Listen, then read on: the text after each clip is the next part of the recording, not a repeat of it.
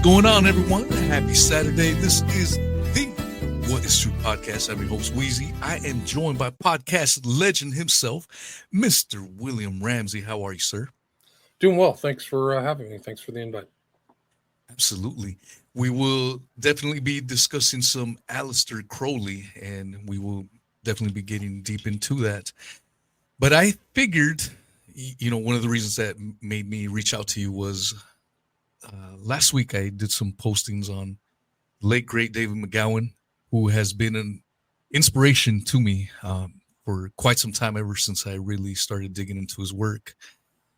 He has helped me see things very differently, and in going through a lot of his older work, you kept coming up, Mr. Ramsey. You did shows with him, and that was one of the reasons why I reached out to you. I wanted to get your insights, maybe do some reminiscing on some of the time you spent with Mr. David McGowan. But before we get started, for those that may be not too familiar with your work, you can give us a little bit of a background. This is our second episode. If you like this chat, make sure you catch our first time on, where we discussed Sirhan, which was a little over a year ago now. Great show for those that may be interested.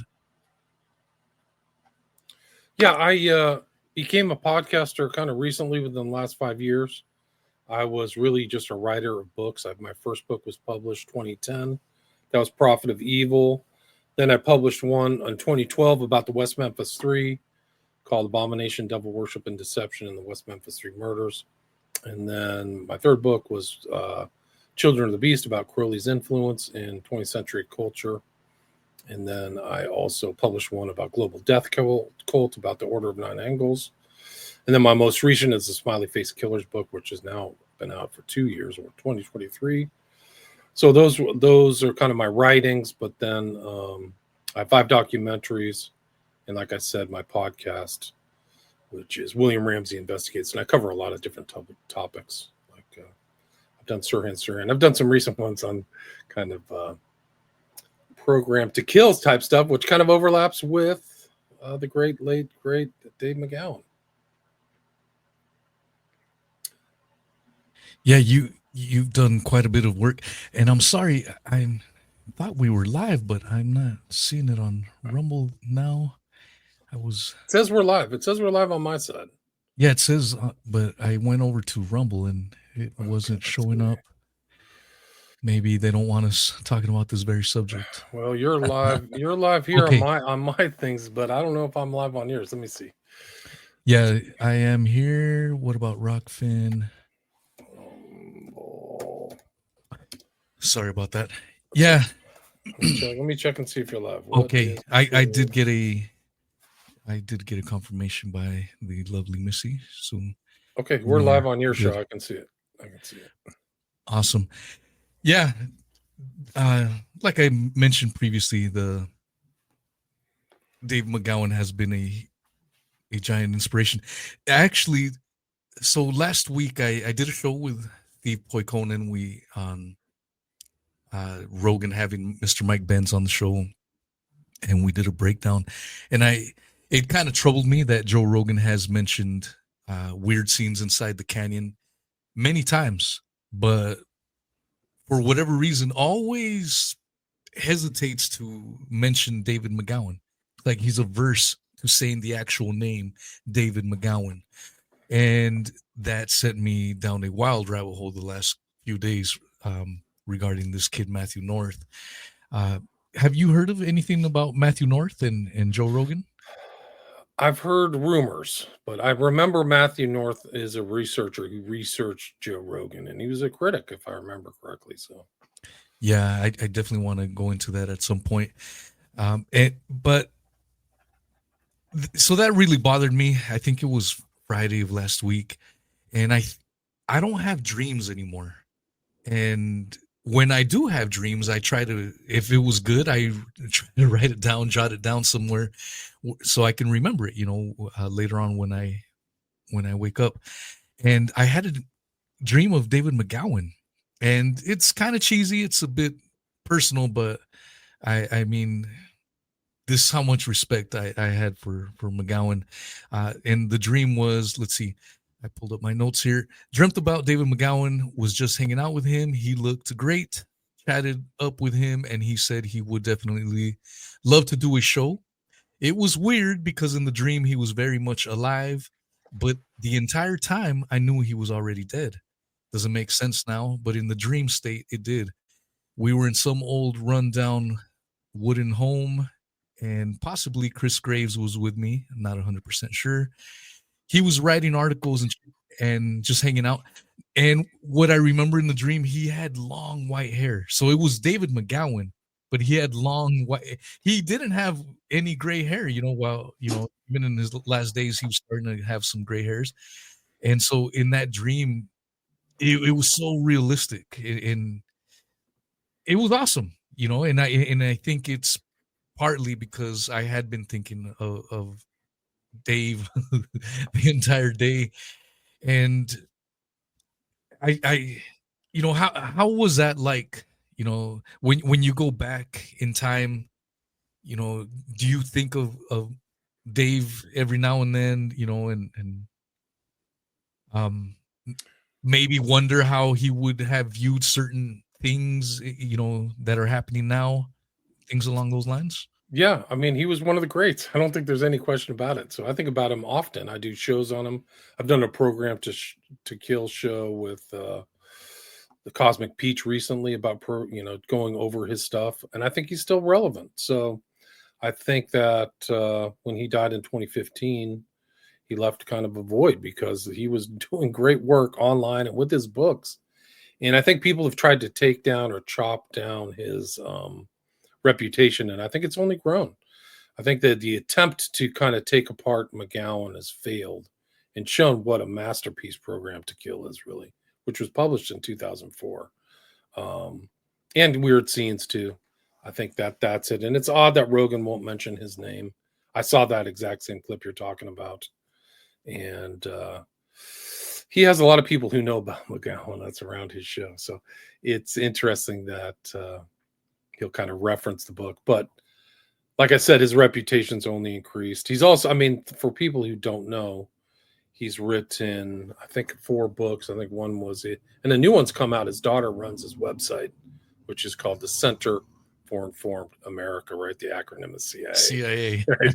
So he had a little fun there. But his books are Weird Scenes, Myth America, Understand the F Word, Program to Kill, Derailing America. But he's also written great posts on subjects like the moon landing. It's called Wagging the Moon Doggy, which something I read. Like, I'm now totally convinced the moon landing is fake. And he was one of the people who helped convince me that it's fake. It was really a hard one for me. It's easier for me. Yeah. 9/11 was fake than the moon. But Wagging the Moon Doggy, he's also done stuff on Lincoln and long things on that. I'm trying to think what else he's written. Yeah, I have those 2 audiobooks. I have Wagging the Moon Doggy on my podcast player and Odyssey, and I voiced over the Lincoln book for those that may be interested. And I've become somewhat of a Lincoln assassination researcher in the last year and a half. I've read about 10 books, some that stick to the official narrative, others that are a little bit more to the conspiracy side. And I've had conversations on it with James Perloff and Don Jeffries, and my views are extremely different from anyone you'll ever hear. And it's definitely a niche subject, the Lincoln assassination. It's something that I don't think there's too much interest into it.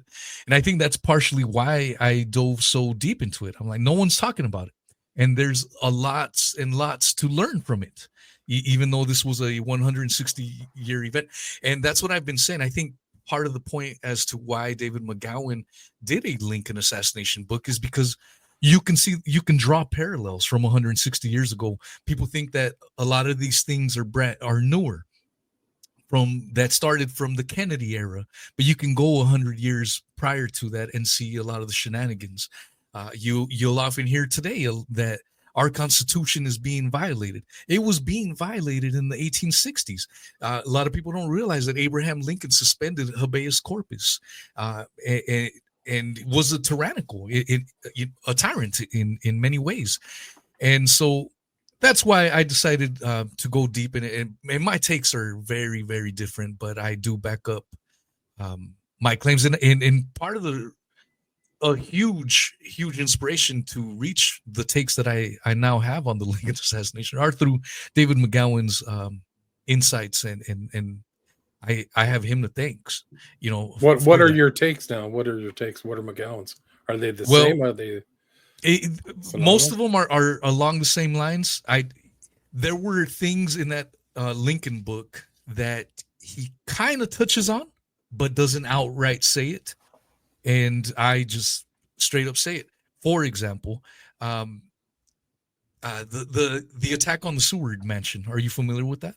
Yeah, I mean, it was supposed to be a takeout of a lot more people. So I'm familiar with Seward, who's the vice president. They tried to kill him. He did get shot and wounded, if I remember correctly. Well, something happened. Somebody got into the mansion, right? Yeah. This is what I mean. Like, see, and you know a little bit more than the average person. The average person just thinks that it was a hit on Lincoln. John Wilkes Booth jumps off the balcony, and end of story. That's it. And then sometimes you'll hear that co-conspirators were caught, and that's where people stop. And I feel the reason people don't know all the details to it is because a lot of the story doesn't make any damn sense. For example, the attack on the Seward Mansion, we are told, was by a young 19 or 20-year-old, depending on who's reading, who's giving you the source, Lewis Thornton Powell. And he was allegedly a veteran of the Civil War at the strapping age of 19 or 20. And if you look at the pictures of him, he's the young looking guy that looks like it could be a Calvin Klein supermodel. And he's got no scratches, no bruises, nothing. And he allegedly beat the crap out of 10 people in that mansion, but couldn't kill a vegetable in Secretary of State Seward, who was just laying there in bed. But coincidentally, Mr. Seward got in a carriage accident only a week prior to this attack. So he was bedridden, and he had this little wire mesh casing around his neck. And so what mainline historians will say, the Powell was slashing about and was hitting the little casing. For McGowan and myself, that seems highly unlikely. It's just, it's a bunch of nonsense.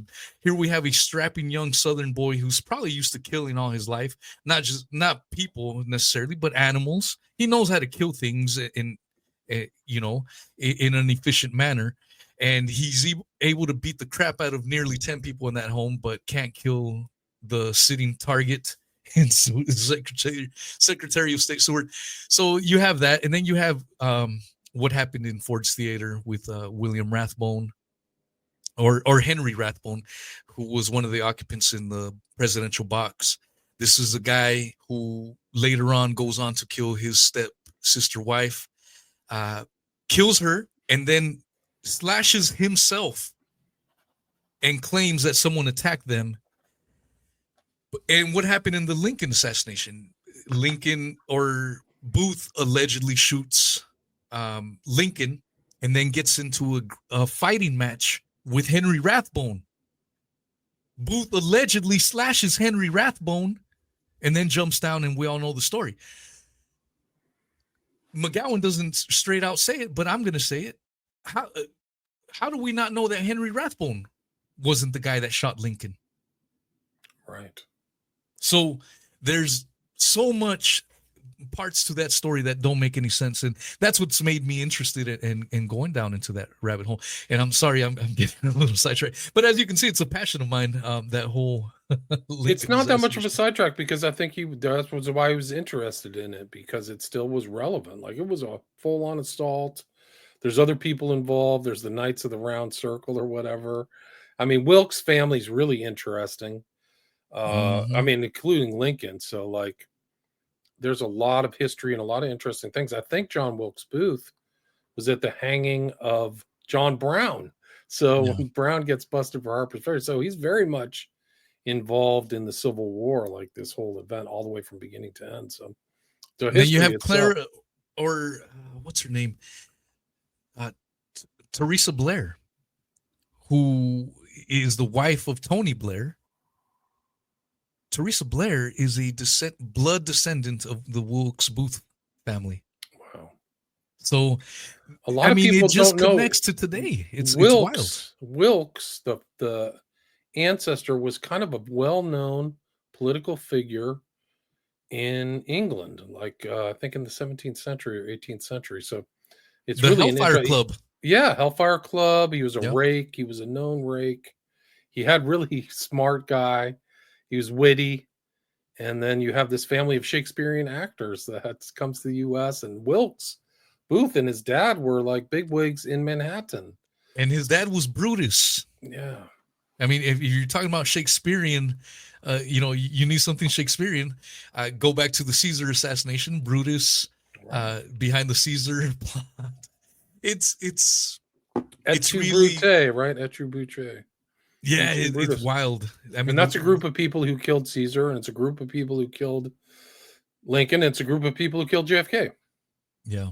So I used to work at a place right next to across from Ford Theater, but it was where they brought Lincoln across the street and laid him in bed. I was literally worked as a place there when I was in DC. So I used to see a lot of that traffic and like the history buffs come by, and that's where Lincoln died. Like they just kept him there until he passed away. Yeah, I'll be there in April for the 160th anniversary.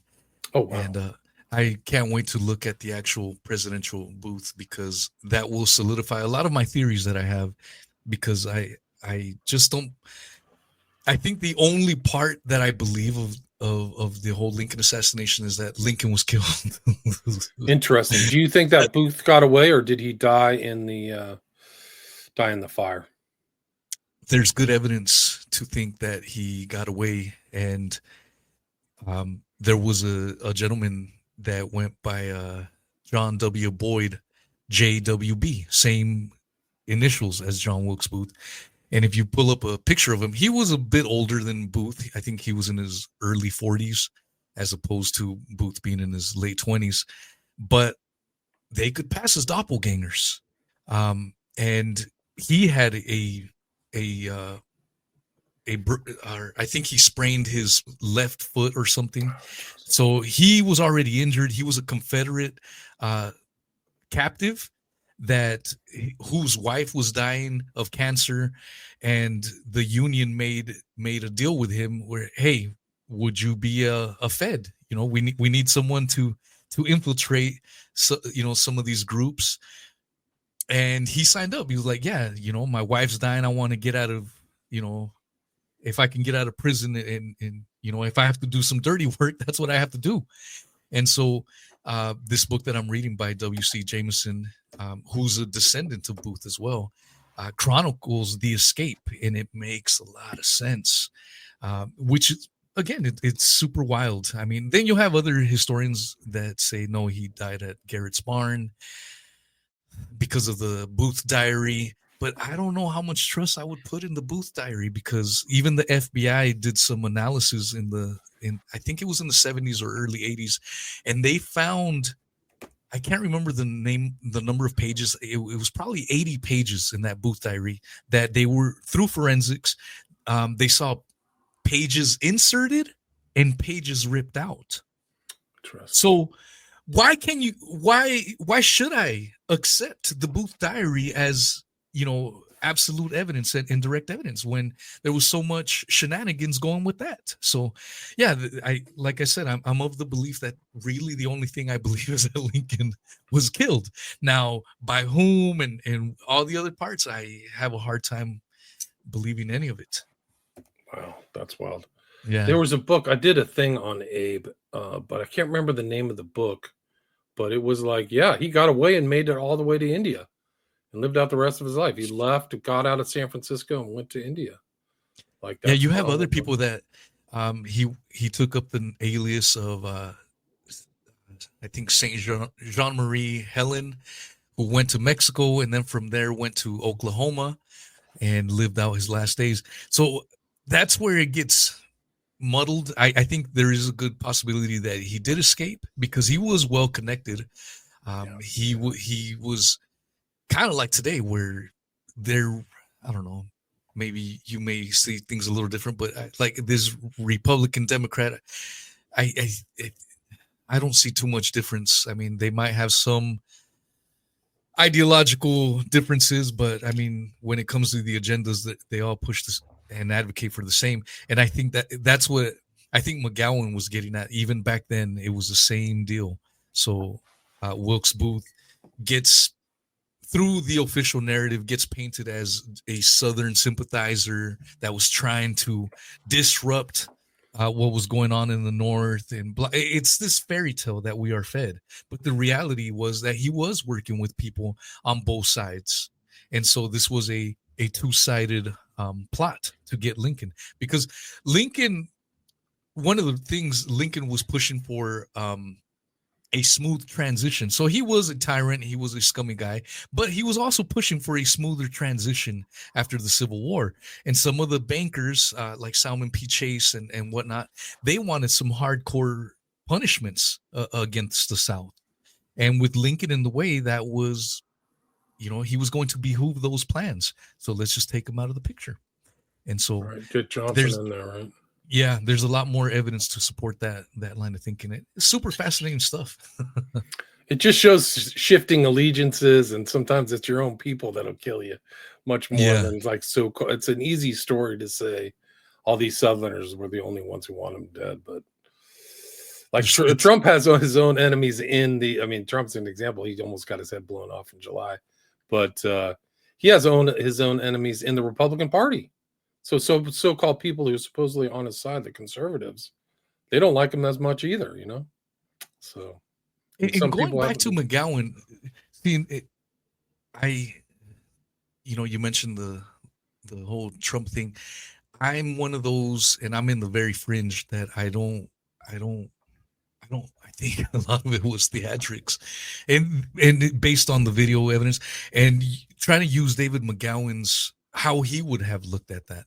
And I know you may disagree with it, and that's what I find interesting. It's interesting how we can all look at one thing and just have completely different views. That is wild to me. Do you think David McGowan would have viewed the assassination attempt as legit, or? Well, there were other assassination attempts, so I think they've been trying to get Trump for a long time. It's certainly character assassination, but I mean, if you look at so-called crooks or whoever that guy is they killed, and then the other guy who showed up at his golf course, so I think there was a concerted effort to get Trump. I think he would have seen it as legit. I see it as legit. Yeah, his ear injury is real, and the blood, and the guy Comparatore or whatever got shot. Other people got shot. There's a lot of blood on those stands. So multiple shooters. I mean, there's a lot of criminality. People have stolen billions of dollars. No wonder they want him dead. They don't want to get caught. They don't want to go to jail for the rest of their lives. So I would think the incentive there is to kill him. Okay. Yeah. What do you think? I think there's, I did mention Matthew North, who reminds me of a young David McGowan, that kid, and very, very thoughtful. But if you go back and listen, I mean, he did that video in 2019. He was called out the Kanye West shenanigans. He called out the MAGA movement and what it was, how it was going to be co-opted. Because if you look at Trump was a lifelong Democrat, became face of the Republican Party. You have all these other ex quote unquote Democrats like RFK Jr., Tulsi Gabbard, and these are things a young Matthew North was like already predicting. I'm like, whoa! A lot of the things he was calling out 5 years ago are verifiably true. He was saying this 5 years ago. So I'm more in line with that it's just all theatrics. It's all a play. I know in the Trump assassination Trump's, in a few days later, he said his hand was covered with blood. He has constantly talked about a blood covered hand, but that doesn't exist. There is no evidence for that. There were a few people that were taking camera footage of the angle of the ear that got shot at. Where is that video? That video hasn't come up. There is no such thing of a bullet going through his ear. And I've seen one where it's a slow-mo of his ear splitting before he put his hand up there. So yeah, that was CGI though. So what they did, they mirrored it. It was easy to prove that it was a fake video because the people. So if you look at the people in the audience in that CGI video, now they're on the left side. So all they did was mirror it, and then added the little hole in the ear. So it was a fake, but I didn't feel like it was a real good fake. And we were talking about the Lincoln assassination. There's some interesting Lincoln assassination parallels. In the Lincoln assassination, when Booth goes into the box, he was a right-hander, held the one-shot Derringer with his right hand, and he had a Bowie knife with the left hand. Lincoln was sitting next to the wall. His left ear was next to the wall.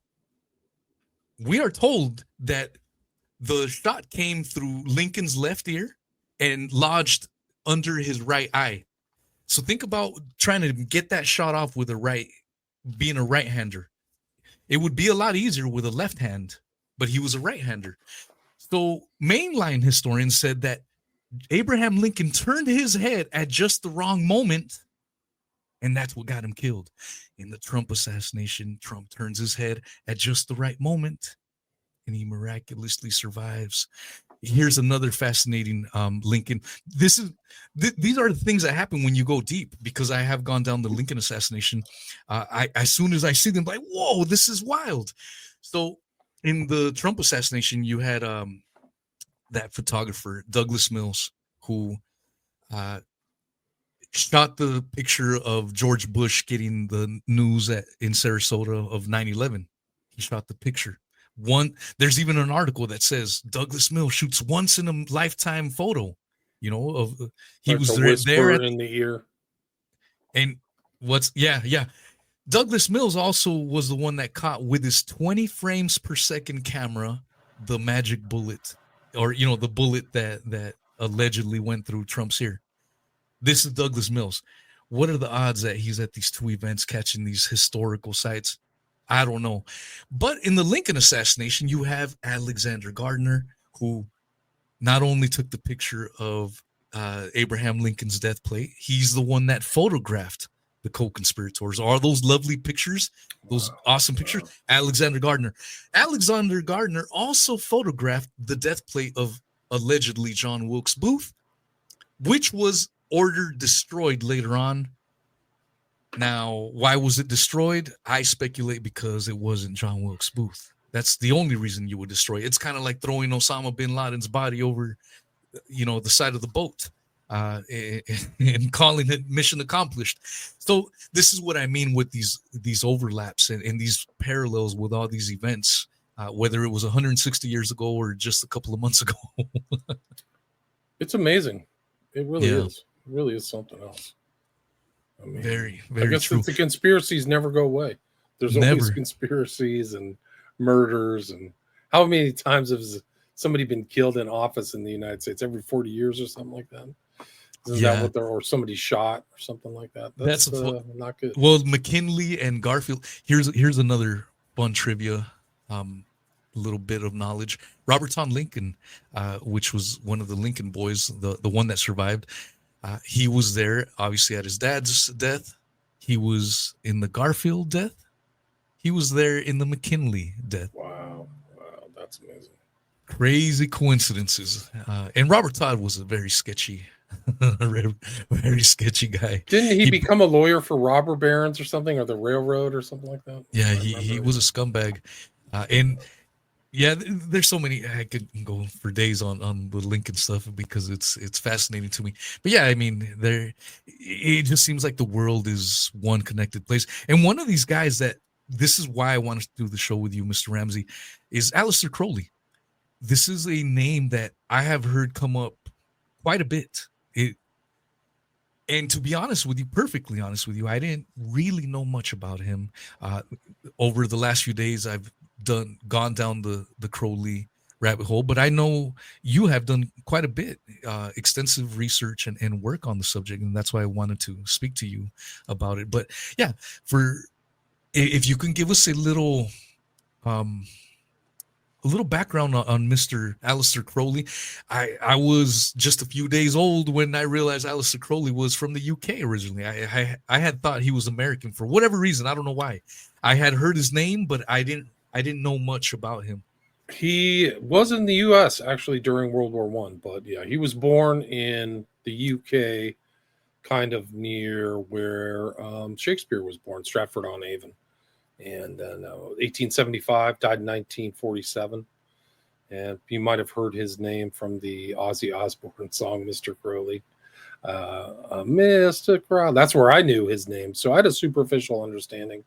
But I kind of worked my way back to Crowley from 9/11 because all these 11s are inserted into this 9/11 event.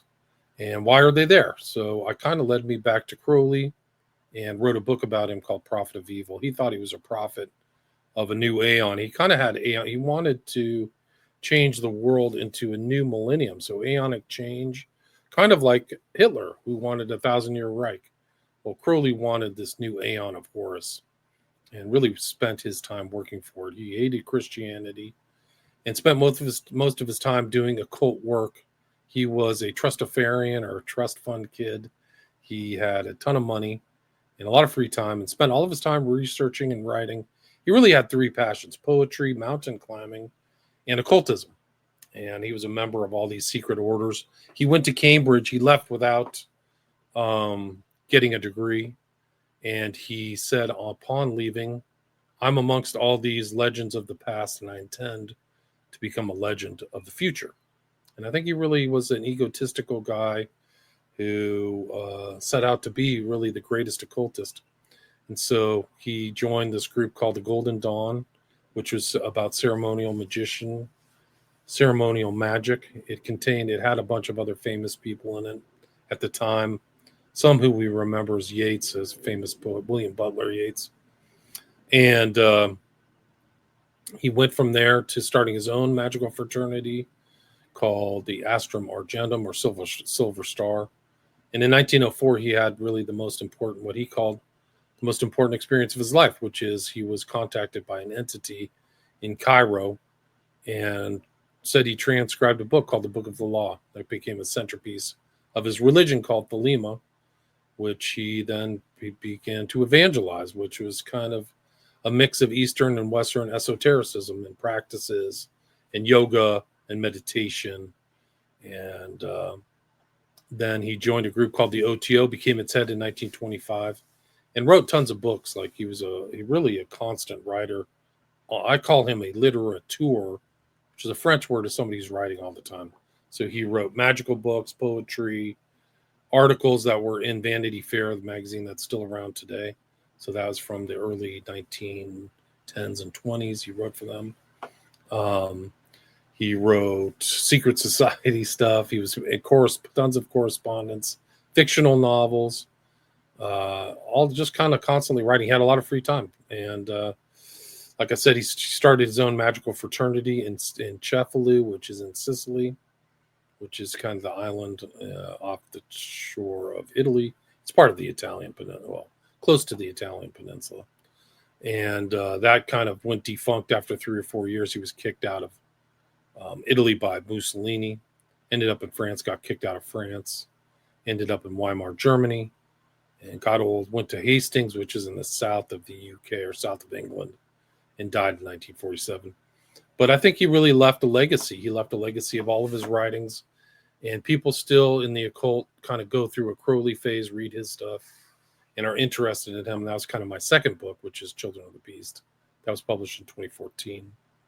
And so famous people that you may know today all have an affinity for Crowley, like Timothy Leary, Jimmy Page, Alan Moore. I mean, the list is pretty voluminous.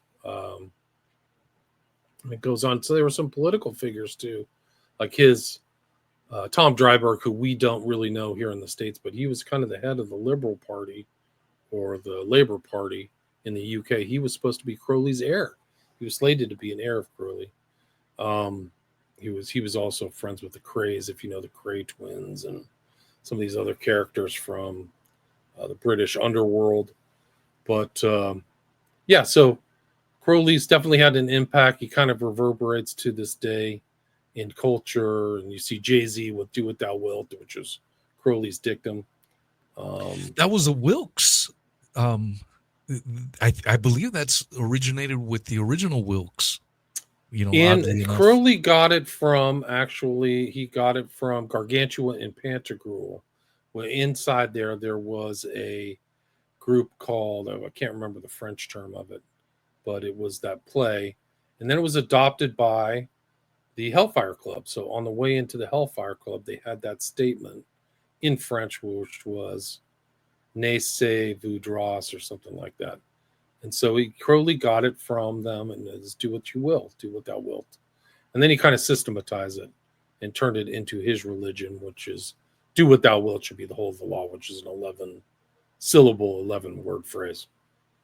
Did you come across any findings regarding some people say that he joined the British intelligence agency back in the day? Were you able to find anything on that?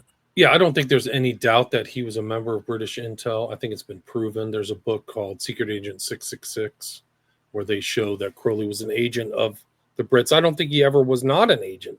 I think he was probably an agent from leaving Cambridge till his death. So he was always sending stuff to people. And he was a known agent. I mean, he came to the U.S. on the Lusitania. And when the Lusitania got sunk, he left the U.S. And he wrote in his own autobiography, confessions like, "My work is done here. The U.S. is now at war in the World War I on the side of the Brits. And I can go home." And he did. He went home. So there was a infamous scene in New York Harbor where he took his UK passport and ripped it up and claimed allegiance to the Irish, right? The Irish Republicans. And he was he was just meddling in all this stuff in New York City amongst the pro-German kind of lead. He wrote for 2 pro-German magazines called The Fatherland and The International. And he was probably always just sending information back to people. And he had these like public acts. He would do things in in front of the Statue of Liberty and stuff. And it's all in the New York Times, actually. So I think there's tons of evidence that he knew a lot of people in military intel and intel. But this book, Secret Agent 666, says basically, and there's a date saying, it's in the knowledge of the U.S. that Mr. Crowley is working for British intel, basically says that. Super. Yeah, he seems like a super fascinating character. And I don't mean that in a good way. It's just he did many things. He traveled the world. And it makes sense if he was a trust fund, baby. He circumnavigated the world at that time, really at the apex of the British Empire twice. Yeah, it's super interesting stuff. And one of those stories that I heard was early on, his own mom gave him the nickname of the Beast. That's what he said. Yeah, that is wild stuff when your own mother is like, "What is wrong with you, kid?" So it's one of these stories. His whole biography, if you will. It's like, how do you, when you go back through the Aleister Crowley days until today, do you feel he was someone that started, the whole satanic movement, or was he an instrument, or he was used, or I don't know. What are your thoughts when it comes to today and Aleister Crowley? Well, some people think he was like a dabbler or a fraud, or this was all an intel front. But I think that that's a bunch of baloney. I think that there are current intel people today who are part of like secret satanic societies, Skull and Bones. I think they take it very seriously. They're initiated. They make secrecy oaths, much like Crowley, and I think they're functioning kind of like have their own kind of worldview. So I think Crowley was like that. I don't think he ever gave up his interest in the occult, and he was practicing the occult all the way till his death. And so I don't think it was a fiction. I don't think this was just a kind of a front to gather intel. I mean, he left such interesting records and communications with evil entities that last till today. The Alamater working, which took place in New York in 1918, he's literally drawing a freaking gray alien called Lamb. And all these UFO people reference this all the time. They ask me questions about it all the time. Like, he's clearly involved with other entities. Like, he writes about them, AWAS and the Wizard, and he has names for all these being Choronzon. So I think that it was just part of his character. He was interested in the occult. I think that's his legacy. I think that's what he did. And he left, like, he has his own encyclopedia. He has so many different writings. Magic and Theory and Practice is kind of a go-through book on how to practice magic. So I think that he was like instructing people, and that was his goal. So I think the notion that he's some kind of like dabbler or it's just all fiction is not correct. It's not the correct view of his personality and what he left to, to his magical offspring. Yeah, it's fascinating too regarding his last moments in life. I read that apparently he wanted to be hallucinating, and his last words supposedly were, "I am perplexed. Satan, get out." What do you make of that? Well, that's what they say his last words were. I mean, that's Yeah. the rumor. He was definitely, I think he died at 72 and not in great health. He always had asthma. He always was complaining about asthma.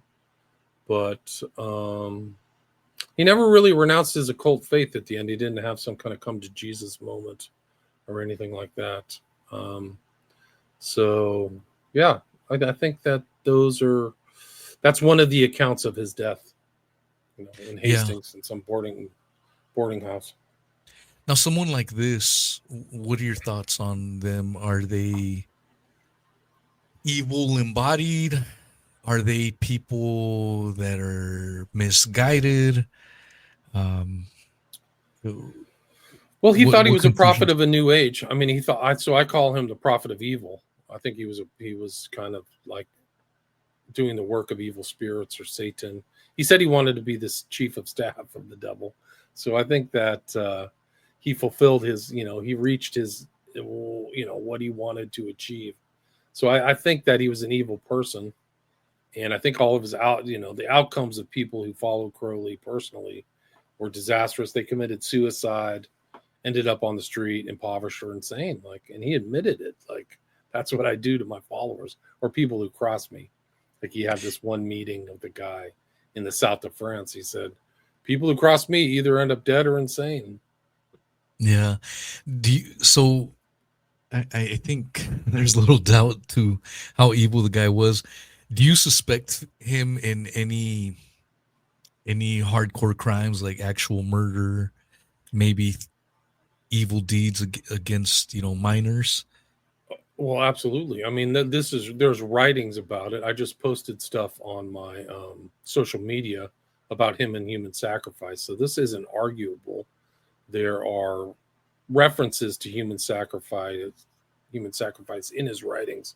It's not really, the people who follow him will never admit to this, but he talks about it in Magic and Theory and Practice, Liber 66, his play The World's Tragedy, and also the Magical Record of the Beast 666. He talks about infant rape.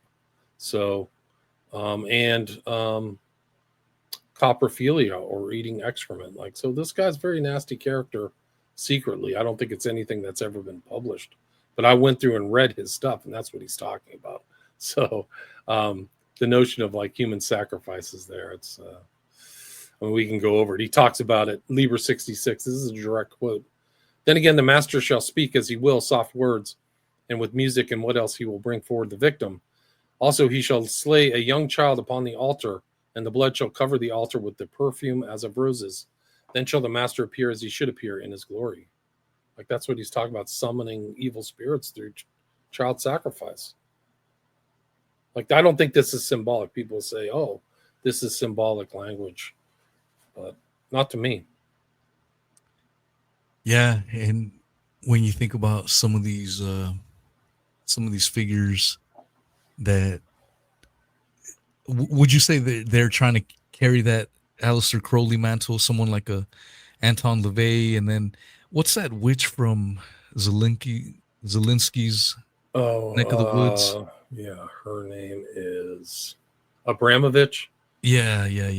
Yeah, I think she's the kind of modern incarnation of that stuff, blood rituals and semen and pig's blood and stuff like that. And her friendship with some of these other characters. Spirit cooking, yeah. What the hell is all that about? But she's like networked all within these famous people. Yao of God, who was into baby trafficking and just mass rapes and stuff like that. Like he had this nice public image, but he was a con man of the first order. She's went and visited him. So she's, and Jay-Z, that's known connection. You also have that do without will thing. So she does all kinds of weird communication with spirits and stuff like that. And her own biography is like very telling. Like she would go into the closet because that's where the spirits were. So she'd go in there to try to communicate with entities like Crowley was doing. So I think she's one of them. Yeah, Crowley has some fascinating. There's a connection between her and Jay-Z too. I mean, Kanye, excuse me. Oh, wow. Yeah. Yeah, that's the thing with all these big wigs that we see. I don't trust any of them. I don't either. I'm like, you can't get up there without stepping on a couple toes along the way. And, maybe that's just me being super cynical. I really don't. Maybe there's some kind of a bargain these guys make with the devil. All these guys, they're all kind of into the darker elements. And it's there. Like the evidence is there. There's just no question about it.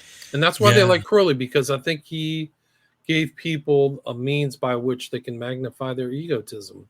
And they can do whatever they want, and they can engage in whatever sex they want and do drugs and stuff like that to kind of magnify their art and stuff like that. So I think it's a real thing. And that's the thing, it seems like it's quite apparent that even in today's world, a lot of people are influenced by a lot of Crowley writings and teachings and whatnot. Now, if we go back, was there someone in his life that shaped him into being that way, or is he the origin of it all? What's your take on that?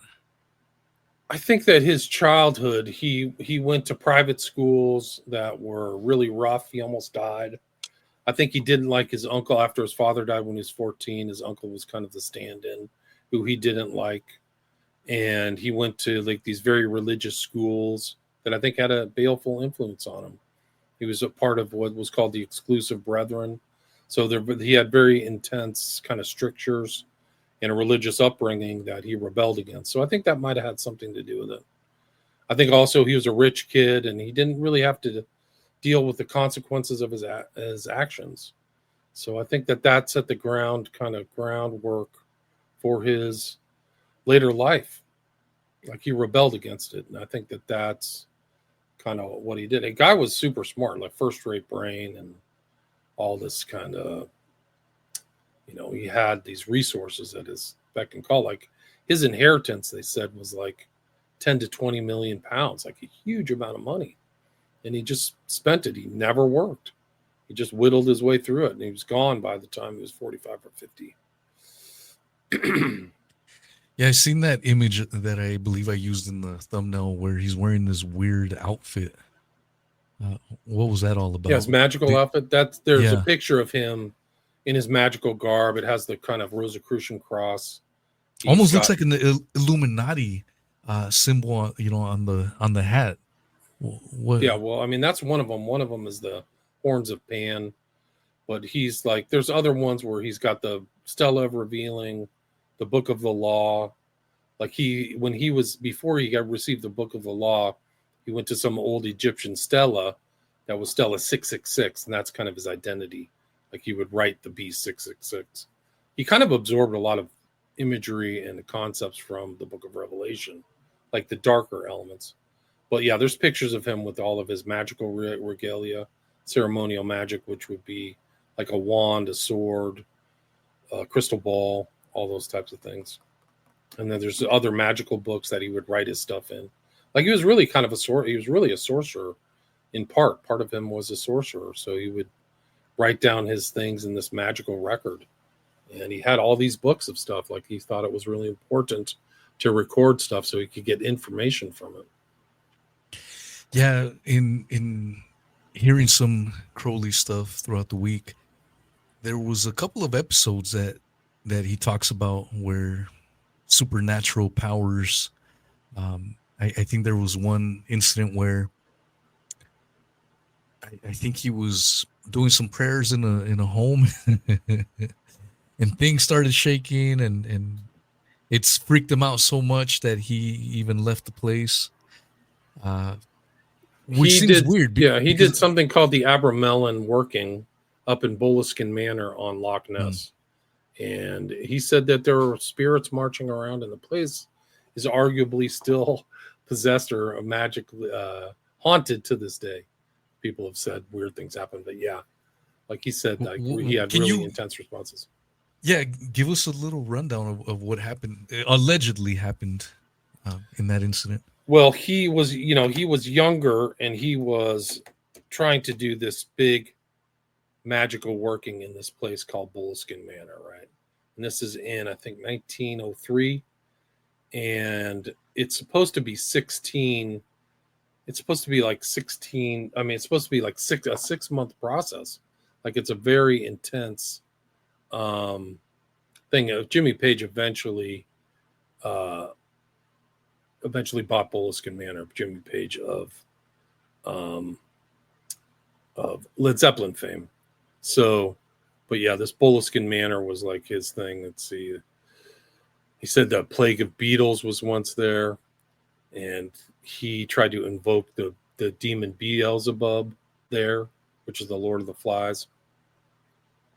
So but the Boleskine Manor, let me see what the Boleskine ritual. Let's see. I'm trying to find this Boleskine Manor ritual, which he did. Let me see if I can find it. He said locals began avoiding all travel near Boleskine Manor. So he said in his confessions, he says, the demons connected with the Abramelin cannot wait to be invoked. They come unsought. He said the spirits afflicted nearby residents or workmen employed to renovate the house attacked Crowley and had to be forcibly restrained in the cellar. His housekeeper went on a 3-day drinking binge and then tried to kill his wife and children. And then while Crowley was consecrating necessary talismans, he saw his lodge and terrace become peopled with shadowy shapes, sufficiently substantial as a rule to be almost opaque. I say shapes, and yet the truth is there were no shapes properly speaking. So those are the kind of responses that he said he had from the Abramelin working. What are your thoughts on some people have said that Barbara Bush was... She looks just like Crowley. Yeah, she looks like Crowley. I mean, the timing is right. Her mom's name was Robinson, and she was friends with one of Crowley's friends' wives. So his name was Harris, and then Harris had this friend. I think I forgot what her name was, but Barbara Bush's mom was known to go to Paris. Back then, Paris wasn't the crap hole it is today. It was like the city of lights, and all of these literary figures and artists used to go there, and some are there, and Crowley at the time had just been kicked out of Italy. So he was living with this guy, Harris, and he was doing these rituals that required servitors. And the rumor is that Pauline Robinson, the mother of Barbara, was one of these servitors. And Crowley impregnated her and came back to the U.S. and had Barbara Bush. who looks like Crowley, and then she like had this kind of whirlwind relationship with George Bush Jr. or George H.W. Bush, George Herbert Walker Bush, when she was like 14 or 15, or he was 16 or 17. And then that would make George Bush Jr. the grandson of Crowley. She looks, if you put pictures of Crowley and Barbara Bush side by side, she's like the female replica of Bush. They both had big, kind of blocky heads. So, yeah, the timing works out. It's wild. And I've also seen people, and I don't know what to make of this, but like seeing Barbara Bush is a man, and Yeah, heard that too. Oh, I don't know how I feel about going there, but sometimes you're like, whoa, maybe I shouldn't dismiss it. Maybe it's been in our faces this whole time, and we just, haven't seen it. I don't know. There was a big family. I think there were 5 kids, right? 4 boys and one girl, and one of the children passed away. So it would be pretty surprising if those kids were done by, made by other means. Anything's possible. Never know. Never know these days. Interesting time. Yeah, that's the thing. I mean, that whole story about Macron and his whatever person, wife, is a dude. Like, there's pretty compelling evidence that that is not a woman. Yeah, that's a tranny. I mean, it's wild. Candace Owens has looked into it, but that guy's, whatever that person is, it doesn't, he or she or whatever the pronouns are, doesn't walk around like a woman. Like, the way he sits down is like a man, dude. Like, well, I saw a video on the Barbara Bush thing, and the thing that will discredit you right away is when you alter things, and someone made Barbara Bush's voice deeper than it was. I'm like, dude, just the imagery already looks pretty bad, but you making the voice deeper to try to make a point doesn't help. It actually discredits you, and does there are weird things. I mean, there's stuff about Barbara Bush that she's odd, and like they kept a fetus in a jar in their, like, one of their stillborn babies or something like that, and a fetus in a jar in her closet. Like, that's a known fact. And I've seen her on like certain shows where she doesn't blink. Like, she's not blinking at all for like 2 minutes, which is weird. Yeah, in weird stuff. Edwin Stanton was the Secretary of War in the Lincoln assassination, and he kept the corpse of his daughter in his office. Wow, that's like, wild. What? This is weird. Like, but mainline historians won't ever talk about it, won't ever bring it up. It's just normal 1860 stuff, I guess. Just having a corpse just hanging out there. That's weird. Yeah, super, super weird. Then when you really look at it, there were Freemasons everywhere, right, on both sides. Seward was involved in the Morgan affair.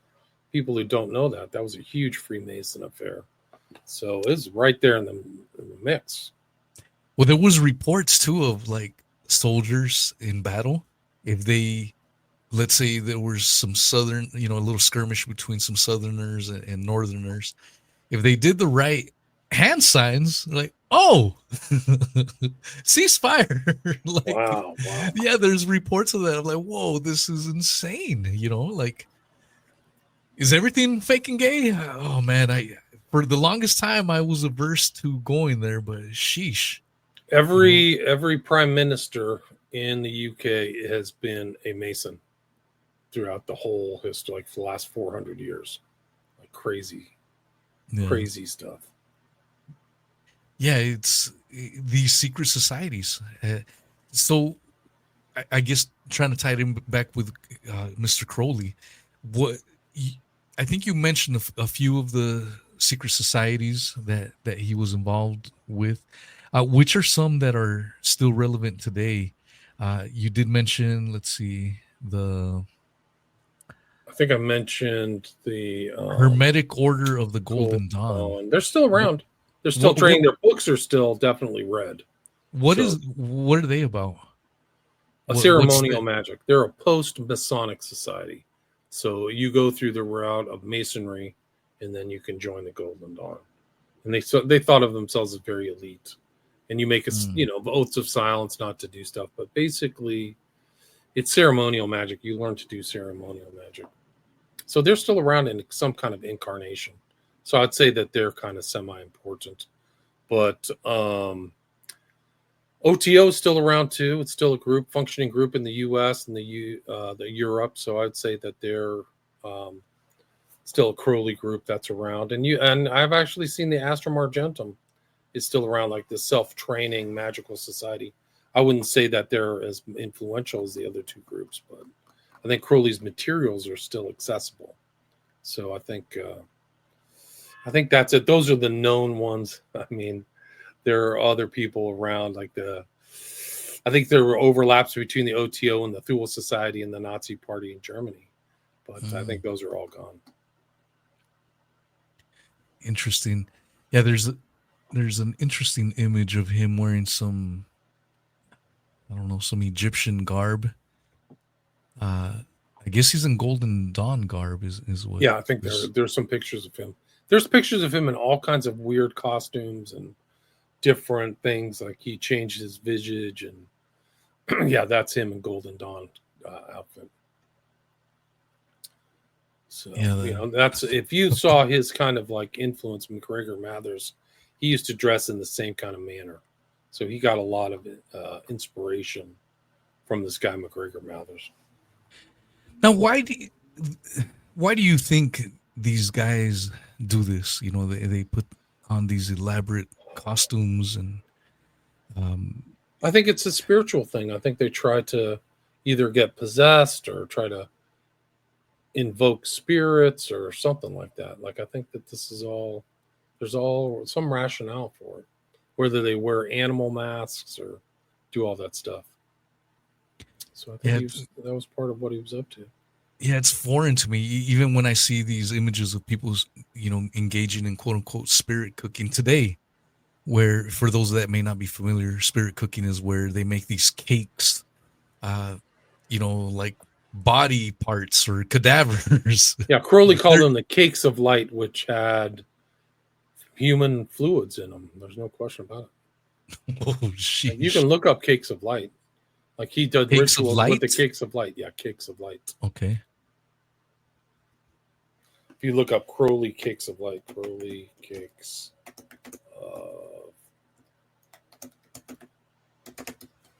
Should pop up. Meal, honey, leavings of red wines, oil of bramlin, olive oil, and fresh blood.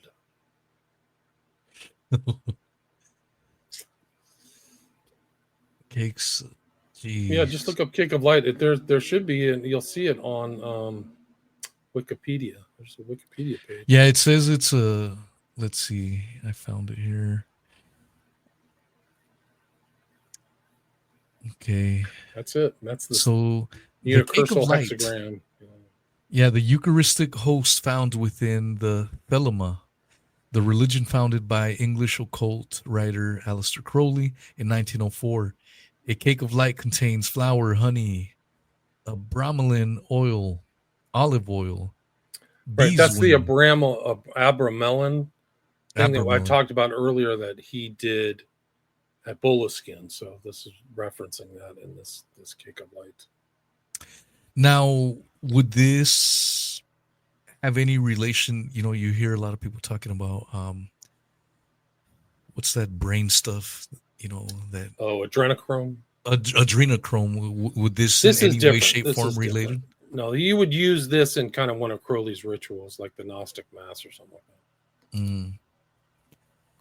Yeah, I just, with the stuff that's out today, I always try to look at what's the origins, what inspired this, and that's what I was wondering, if maybe some of this inspired, what they're doing today. Well, I mean, you talk about in Hollywood, apparently there's a lot of sex magic that goes on in Hollywood, like a lot of the kind of doctrines that Crowley talked about. So I think that I think it's still going on today. I think it's still in certain sectors and certain things and certain depictions and things like that. That's happening.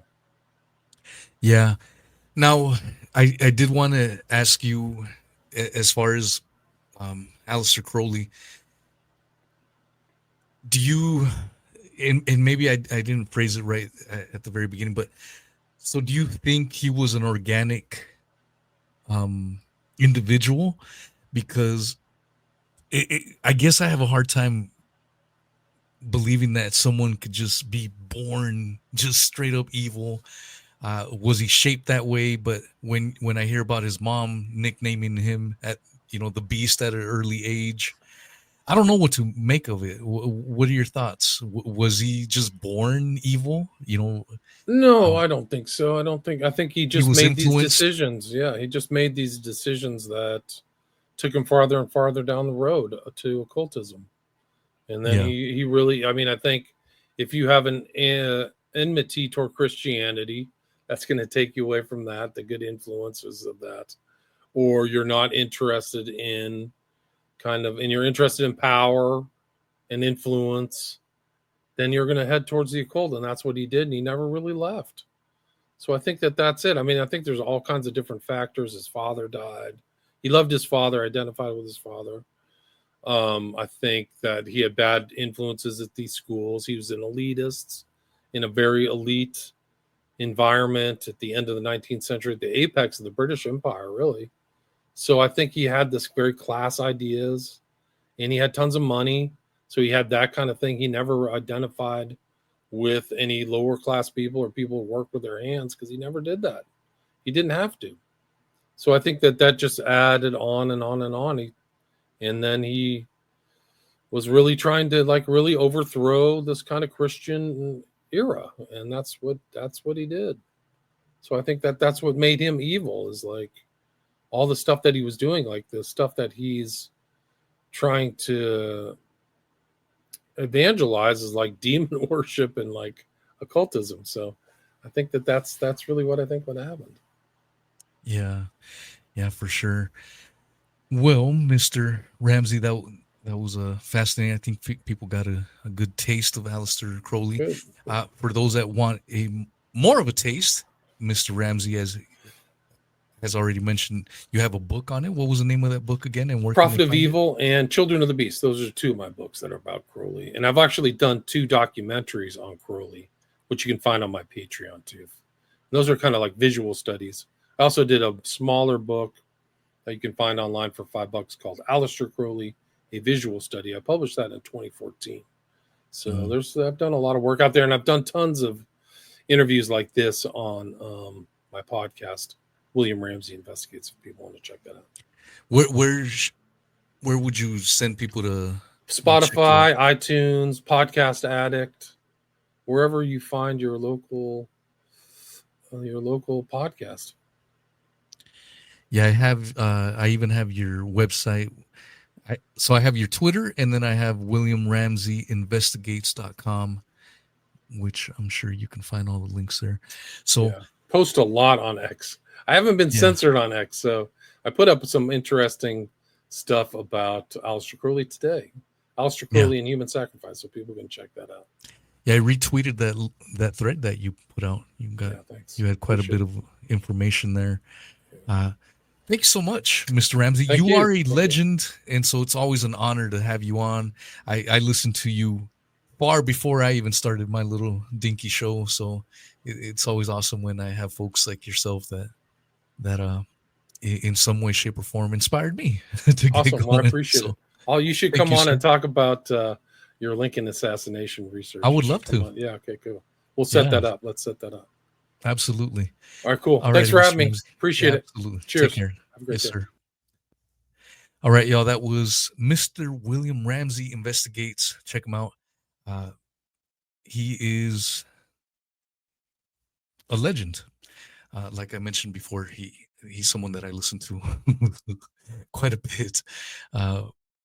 Never once imagining that I would have a podcast of my own and that I would be talking to the William Ramsey. I mean, how cool is that? And now we may be doing a Lincoln assassination